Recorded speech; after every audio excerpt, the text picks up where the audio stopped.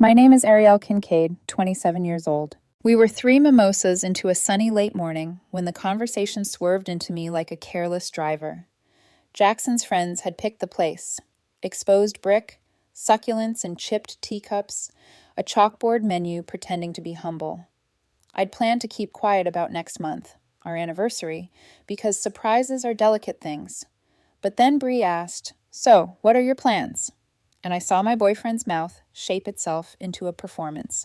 "Knowing Ari," Jackson smirked, tapping his glass with the tip of his straw. Something super basic. Laughter bubbled around the table. Morgan snorted. "Maybe a handwritten letter and gluten-free pasta at home." Again. The sound made the inside of my ribs feel hollow.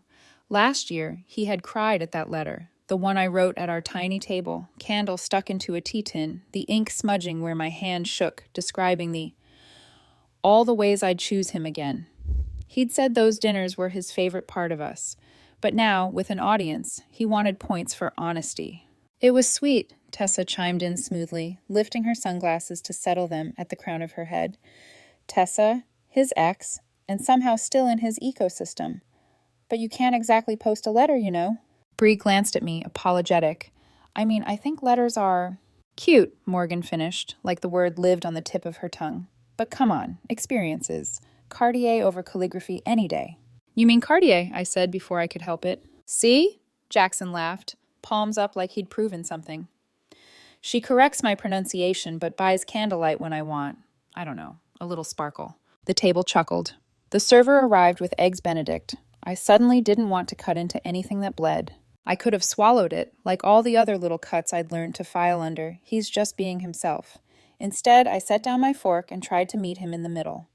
"The vineyard weekend should be nice," I said lightly, the surprise slipping out of me like a bird startled from a tree. Jackson blinked. "A vineyard?" He turned it over in his mouth until it tasted cheap. "Babe, that's so predictable. Every basic couple does wine country." A silence fell, the kind that makes birds forget their next note. "I think it sounds lovely," Bree offered quickly. "Remember when Derek took me to that cabin? I thought it was—" "Yeah, and we said then it was cute," Tessa interrupted, lips tilting. "It's just give main character energy, not extras in a Hallmark movie." I watched him watch them, calibrating.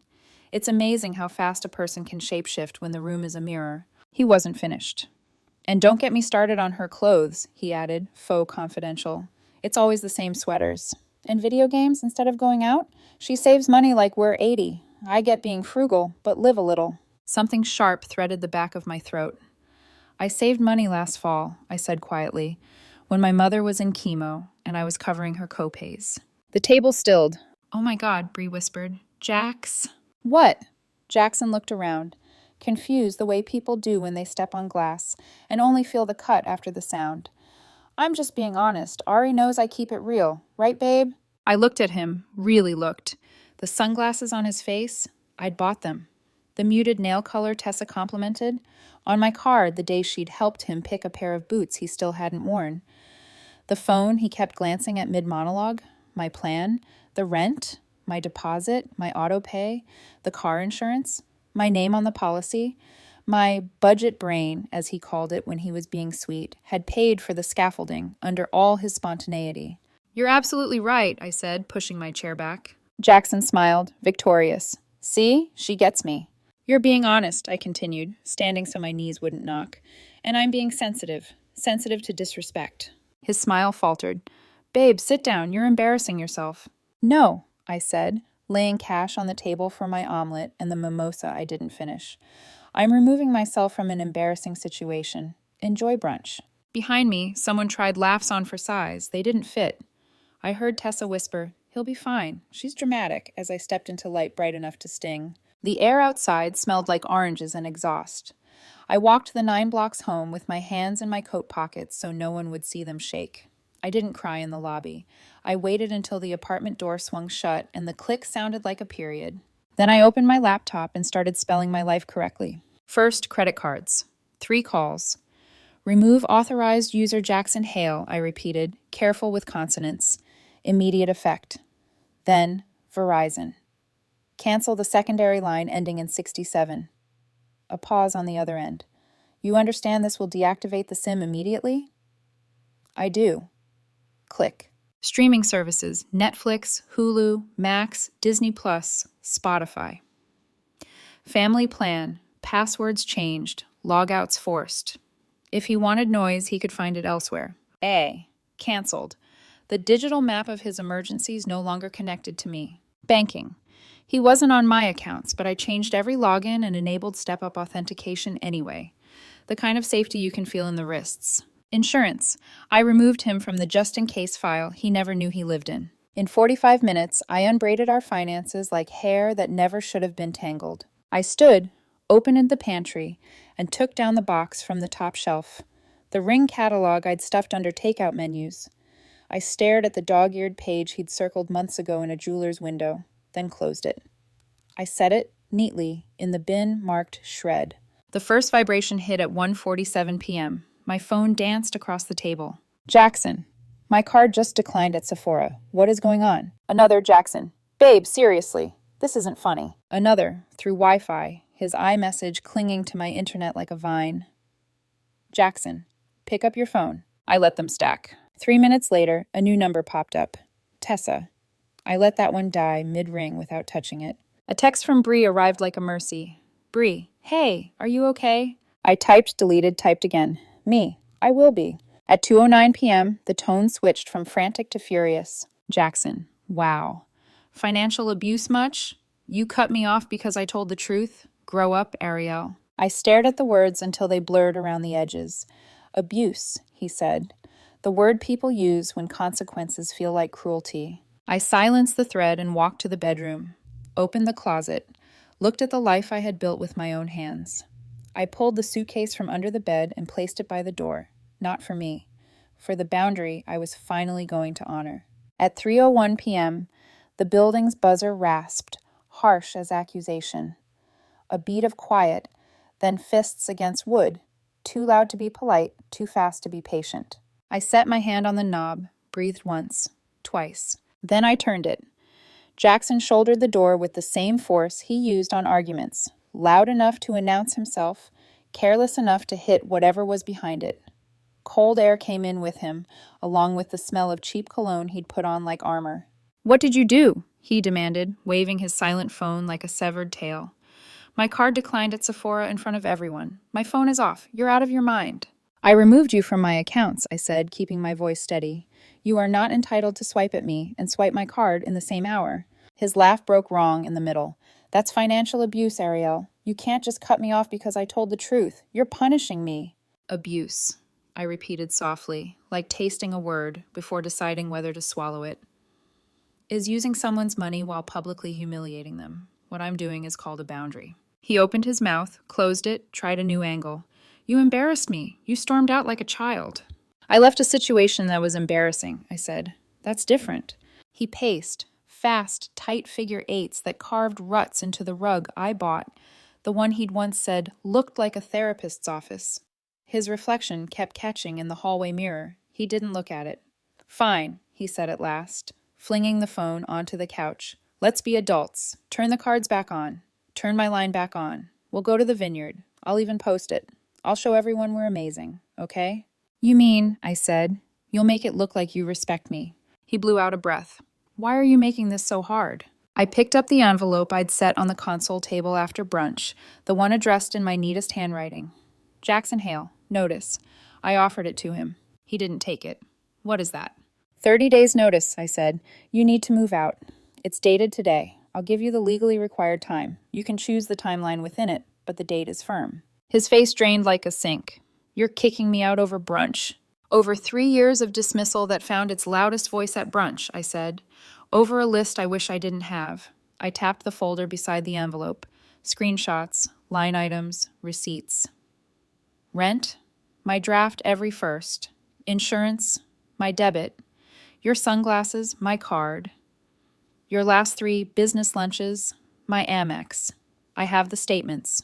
You can look or you can leave. Either way, the accounts are no longer yours to use. I help, he said, scoffing. I literally fixed the garbage disposal last month. I paid the plumber, I said. You watched a YouTube video and called it project management. He flinched. For a heartbeat, something honest flickered in his eyes. Fear, maybe. Then pride covered it like a patch. So that's it? he said, voice rising. You're going to be one of those girls who thinks she's better than everyone because she has a spreadsheet and a story? I'm going to be a woman who doesn't fund her own humiliation, I said. If that sounds like a story, it's because I finally learned to tell it. He was quiet long enough for the radiator to clank, for a truck to squeal past outside, for me to hear my own pulse settle. Then he tried a new key. Okay, he said softly, leaning in the way he did when he wanted me to remember our first summer. I took it too far. I was showing off. You know I talk big around them. You know who I am with you. He reached for my wrist like it was a word he could underline. I can change. I stepped back. You can, I said, and you can do it in your own apartment. He stared at me, the way people stare at fire they can't decide to put out or worship. What about all our plans? He asked, words small now. The vineyard? The ring? I almost told him about the catalog in the shred bin. Almost said, you killed that on a sidewalk in front of a restaurant at noon. Instead, I said, our plans included respect. Those plans changed. His jaw worked. I don't even have gas money to get to work tomorrow, he muttered, angling it toward pity like a weather vane. Are you happy? Not yet, I said, but I will be. He grabbed the envelope then, tore it like it had insulted him. The papers fluttered to the floor. He didn't look at them. He pointed at the door. You can't do this. I'm doing it. He kicked at a page, then squared his shoulders like a runway model who missed the mark but refuses to break stride. Fine, he spat. Everyone will know you're crazy. He scooped up his dead phone, shoved it into his back pocket, and walked out without slamming the door. The soft click sounded somehow worse. I picked up the notice, smoothed it, placed it back on the console. Then I did what I do when words aren't enough. I sent an email. Subject: Notice of termination of cohabitation and inventory. In the body, I wrote what lawyers love: dates, times, lists, the rent ledger, the utilities, the items purchased by me, the few he'd actually covered, a set of bar glasses from a pop-up he'd been proud of for a week. I CC'd myself and printed a copy for the file. It felt clinical. It also felt like oxygen. At 4:11 p.m., my phone vibrated with a notification from Instagram. @TessaTruth had posted a story, a boomerang of clinking glasses. Keeping it real means telling the truth, even if some people call it disrespect. #boundaries, #love yourself. A minute later, @Jax. All day. A black screen with white text. Never let someone control you with money. Financial abuse is real. The next bubble was Bree. Bree, are you okay if I say something? Me. Do what feels right to you. 5 minutes later, Bri posted a block of text on a pale background that matched nothing else on her feed. Honesty without empathy is cruelty. I was at brunch. What was said wasn't keeping it real. It was humiliating. Letters aren't basic. Cooking isn't basic. Respect isn't basic. Underneath, a quiet storm of hearts. My phone rang then. Unknown number. Local. I almost didn't pick up. Ariel? A woman's voice said. It's Marla, Jackson's mom. I blinked into the living room where the late light turned the plant leaves into stained glass. Hi. He's saying some things online, she said carefully, and to me. I wanted to hear it from you. What do you want to know? Did you really cut him off without warning? I told him for months I felt used, I said. I asked for a budget. I asked for kindness. I asked him not to belittle me in public. Today he did it. So I took my name off the things he treats like oxygen. On the other end, silence shifted its weight. Then, I'm not calling to take sides, Marla said, but I am calling to say your mother raised someone steady. I've seen you hold him up more than once. He doesn't like being told the truth. I do, I said. That's why I'm letting it change me. I can try to talk sense into him, she said quietly. I'm sorry he hurt you. Thank you, I said, and hung up before the apology turned into a plea I wouldn't be able to grant. By evening, my DMs were a mixed flood. Morgan. Wow, you really showed your true colors, LOL. Unknown. Men would die for someone to plan vineyards and letters you clown. Derek, Bree's boyfriend. If you need help moving anything heavy when the time comes, I got you. Tessa again. Angel numbers say 444. Stability is coming. You're blocking your blessings by living small. Release scarcity mindset. I turned off notifications and poured water into a glass I loved enough to buy even when it wasn't on sale. At 8:36 p.m., the building buzzer sounded again. This time I checked the peephole. Bree stood there, hair in a messy knot, wearing the sweatshirt that said kindness, but make it boundaries. "Can I come up?" she texted. "Just for 5 minutes." I let her in. She stepped into the doorway like people entering churches, hat off, voice soft. "I'm sorry," she said without preamble. "I should have said something sooner, at brunch. Last year, every time." "You said enough today," I said, and meant it. She handed me a paper bag smelling of rosemary and butter, from the place down the block, for later. Or for throwing if you need to hear something break. We sat on the couch and didn't talk for a while. When she left, she hugged me the way you hug someone who might fall asleep standing, quick and anchoring. After she was gone, I walked to the apartment. I counted what belonged to me out loud, not because I needed to, but because naming things is how you keep them. Books, photos, the plant that refused to die, the 3 bowls that matched and the one that didn't. Peace, already collecting in corners like dust. At 11:02 p.m., my phone lit on the nightstand in the dark, a number I didn't know. Unknown. "I can't believe you did this to me. My dad says you owe me 30 days of my lifestyle and will sue." I didn't answer. I put the phone face down and lay still, listening to the apartment remember how to be quiet. Somewhere between midnight and sleep, I realized the thing I had been calling guilt was actually grief. Not for Jackson. For the version of myself who kept thinking love meant being repayable. In the morning, I would email the landlord to put the notice on file. I would buy an accordion folder and name it New Life, because labels help. I would look up locksmiths, not to change the locks, not yet, to add a chain. I would make coffee and drink it while it was still hot. I would go to work and lead my team and come home and cook dinner and not take a picture of it and still call it beautiful. For now, I tucked the vineyard confirmation into the shred bin on top of the Ring catalog and whispered goodbye to the part of me that thought a weekend could fix a pattern. The phone buzzed one last time against the nightstand. I didn't look. The first 48 hours after cutting Jackson off felt like living inside a storm that only he could hear. My phone pulsed with messages until I finally turned it face down, silenced everything, and walked out of the apartment. The grocery store 2 blocks away became my temporary sanctuary. The hum of refrigerators, the chatter of people who didn't know me, the anonymity of fluorescent light. By the time I got home, 23 missed calls. And 1 voicemail. "Hope you're happy, Ariel." His voice crackled through the speaker. "You made me look like an idiot. I had to borrow money from Tessa, of all people, because you decided to play power games. You'll regret this. Everyone's saying you're unstable." Everyone, meaning the same 3 people who laughed at brunch. By Monday morning, I'd blocked him. I thought that would be the end of it. It wasn't. Tuesday, Bree sent me a screenshot of Tessa's story, a photo of a wine glass against a downtown skyline. The caption read, "Sometimes angels return when you finally let go of demons." Bree added, "She's talking about Jackson." Of course she was. 2 people who mistook chaos for chemistry always find each other again. But the comments under the post surprised me. Nathan R.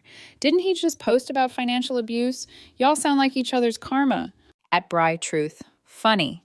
Weren't you the angel who told him to humiliate her at brunch?" The internet had receipts, and they weren't on his side this time. Wednesday, another call came. Not from him, but from Harold's Jewelers, the small family-owned place near my office where I'd once sat for hours designing the ring I never got to buy. "Miss Kincaid?" a warm voice asked. "Just checking if you still wanted the hold on the 1.5-carat solitaire lifted." I blinked. "Hold?" "Yes, ma'am. We had a visit from a young man last month, said he was finalizing payment."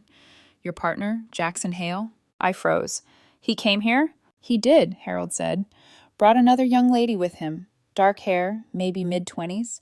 Said she was helping him upgrade the setting. She called it an investment piece." "Tessa?" My stomach twisted. So that's why she looked so smug that day at brunch. She knew exactly what I was planning, and what she'd already tried to change. I took a breath.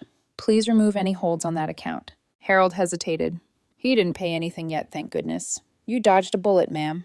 I let out a shaky laugh. Seems to be a trend lately. By Friday, the universe decided to turn the volume up. An email appeared in my inbox from legalhelpmukind888, gmail.com. Subject line, "Notice of intent to sue." I opened it. "To whom it may concern, our client, Mr. Jackson Hale, has suffered severe financial and emotional damages resulting from Ms. Kincaid's malicious actions and withholding of funds. Demand for compensation. $50,000 to be paid within 10 business days, or we will pursue all legal remedies.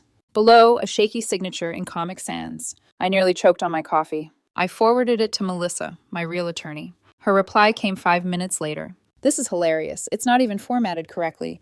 But to be safe, I'll reply. 10 minutes later, she sent me a screenshot of her response. Dear Legal Help Now, cease contact with my client. This correspondence constitutes harassment. Also, Comic Sans? Really? Jackson must have expected fear. What he got was silence. By the weekend, Morgan texted me. Might want to check Facebook, she wrote. Your ex is spiraling. I logged in and found a new post from Jackson, public and melodramatic. She ruined my credit, stole my car, and left me with nothing. Financial abuse is real. Don't let anyone control you with money. The irony would have been funny if it hadn't been so predictable. The comments started as sympathy, mostly from his echo chamber, until Bree dropped a single paragraph that changed everything. I was at brunch. She didn't steal anything. She paid for everything. Maybe learn what abuse actually means before weaponizing it for clout. Within hours, Jackson turned off comments. Then his mom called. Ariel, Marla said, voice hushed. I need to ask something, and I hope you'll forgive me. Go ahead. Did you really put Jackson's things in storage already? Not yet, I said. Why? Because he's telling people you locked him out. I sighed. He still has the key. The locks haven't changed. He just doesn't live here anymore. I thought so, she said. He's staying with Tessa now. She's not good for him. But I can't intervene. He'll just run faster in the wrong direction. You can't fix someone who enjoys the fall, I said quietly. Marla was silent for a beat. You're a good woman, Ariel. I wish he'd seen that before he lost you. Her words hit harder than I expected. I wish he had too. 2 days later, a photo hit social media. Tessa and Jackson, holding coffee cups in front of the same skyline, captioned, Forgiveness is a superpower. The comments section tore it apart. Nathan R. Forgiveness? You two were plotting jewelry upgrades while she was planning to propose. @Brew. Truth.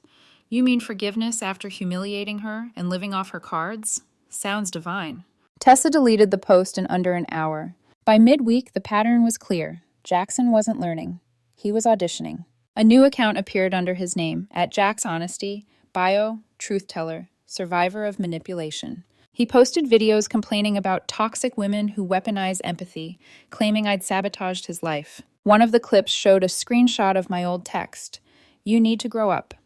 He'd highlighted it in red with a caption, emotional abuse. It went viral, for all the wrong reasons. A top comment read, Bro, she told you to get a job. Another, weaponized broke energy.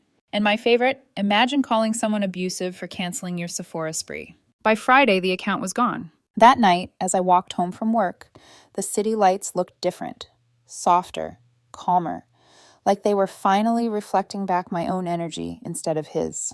When I got home, I cooked a simple dinner, pasta, garlic bread, a glass of red wine from a bottle I didn't have to share. As I ate, I thought about how easy it is to mistake chaos for passion. Jackson had once said I was too sensitive. Maybe I was, sensitive enough to notice the difference between love and dependency. Sensitive enough to stop funding disrespect disguised as honesty. Sensitive enough to let go of someone who only loved me when there was an audience. The storm was ending, but I could still hear thunder in the distance, faint and familiar. Some people don't change after consequences.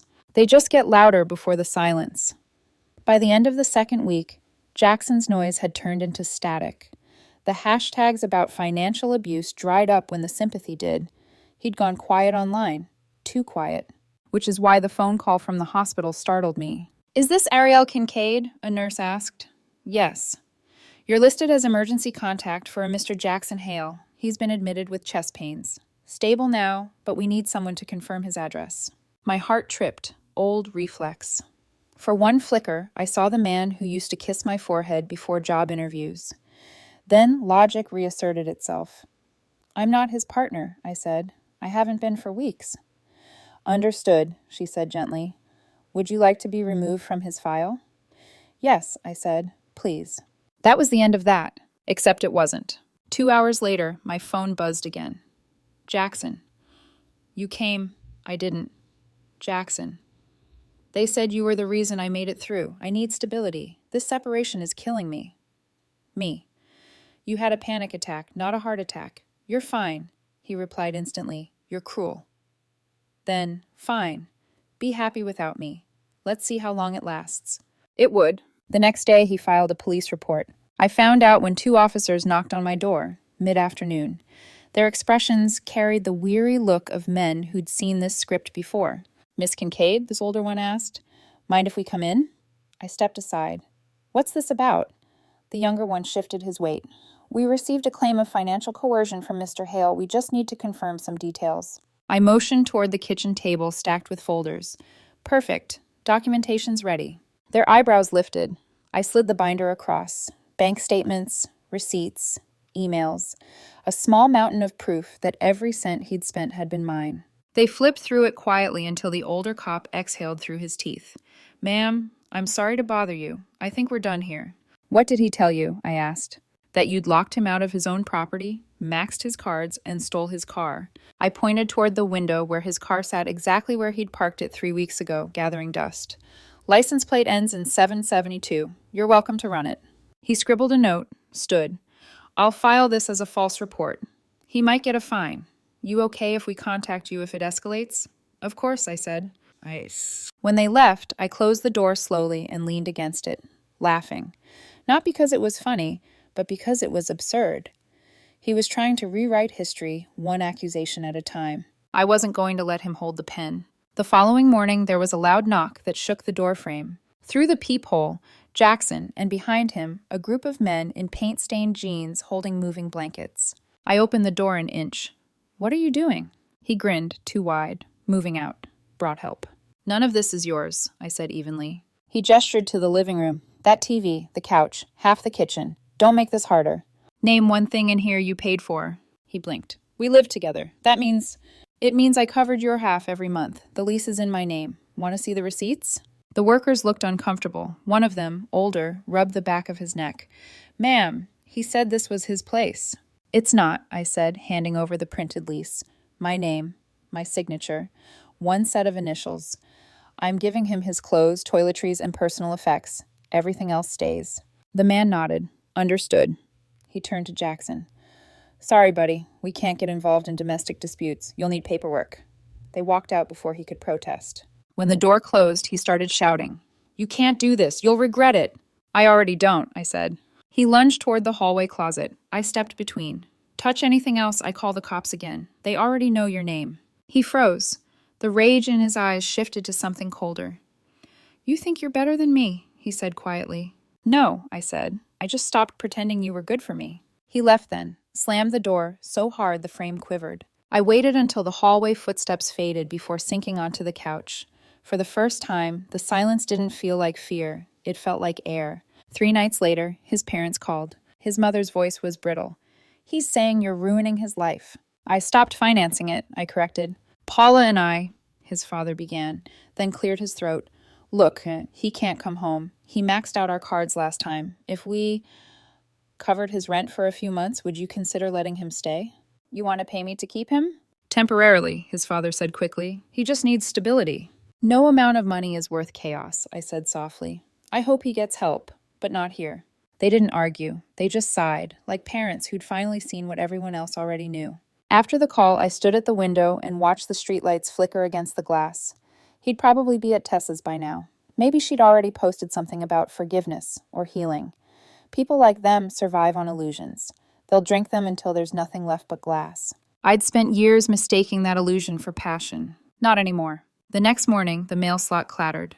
A single envelope, no return address, but the handwriting was unmistakable. Inside, a wrinkled photo of us from our first year together.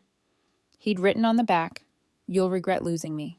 I tore it once, then again, until it was small enough to fit in the trash. Then I opened my laptop and typed a short note to my lawyer. Subject: Update on JH false report. Hi, Melissa. File a restraining order. No rush, but let's start the paperwork. For the first time in months, I hit send and didn't second guess it. That evening, I made dinner. Real dinner. Nothing special. Just pasta, tomatoes, basil. The same kind he once called basic.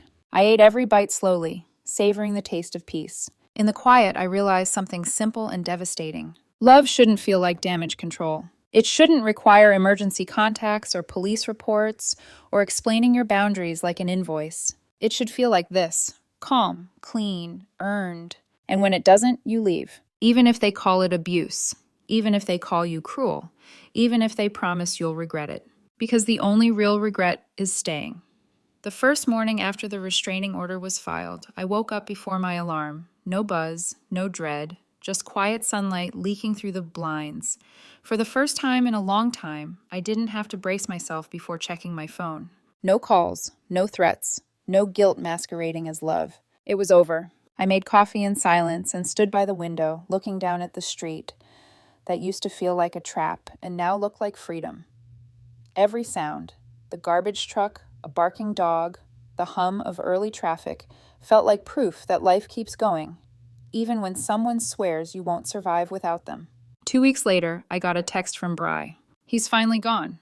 Jackson had moved out of Tessa's apartment, apparently after a fight about money.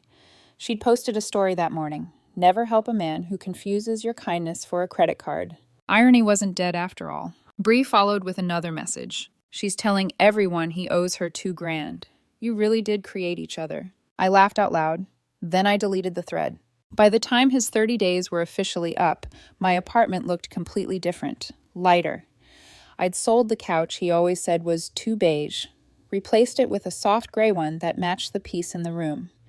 Rearranged the furniture so the living room didn't revolve around the TV he used to hog.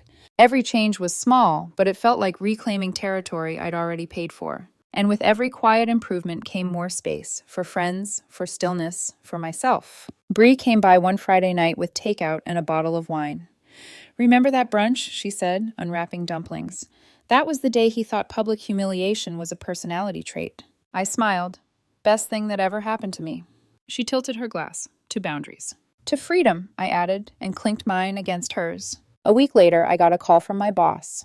Ariel, she said, how would you feel about leading the new division's software launch? It was the same word Jackson had once mocked, division head. Only now it felt earned. I accepted. The salary bump wasn't just a number, it was closure. Proof that the life he'd called basic was building itself into something bigger than he'd ever believed in. Around that time, a small brown package arrived at my office. No sender listed, just my name. Inside was my old handwritten letter. The one Jackson had mocked. No note, no explanation. Just the folded pages, creased and slightly smudged. For a second, I froze. He must have found it while packing his things. I unfolded it slowly. My own handwriting stared back at me. Earnest, hopeful, too willing. I love you for how you dream, it read. For how you make ordinary life feel like it's enough. I almost laughed at the irony. The man who'd said my life was ordinary had been the one trying to live off it. I placed the letter in a frame, not for nostalgia, but as a reminder. A promise to myself, never again mistake comfort for love or endurance for loyalty. 3 months later, I was sitting on the patio of a lakeside cafe, laptop open, finalizing code changes before the product launch. The air smelled like pine and espresso. That's when a voice said, "Mind if I sit?" It was Evan, the veterinarian from down the street. We'd met a few weeks earlier when I accidentally parked in front of his clinic. He had kind eyes and an easy grin, the kind that doesn't compete with the silence. He gestured to the second chair. "You look like you could use company that doesn't talk about algorithms." "Depends," I said, smiling. "Do you charge hourly?" He grinned. "Only in coffee." We talked until sunset, about books, travel, his rescue dog named Maple, and the way small towns feel like second chances. He never asked about Jackson, and I didn't bring it up.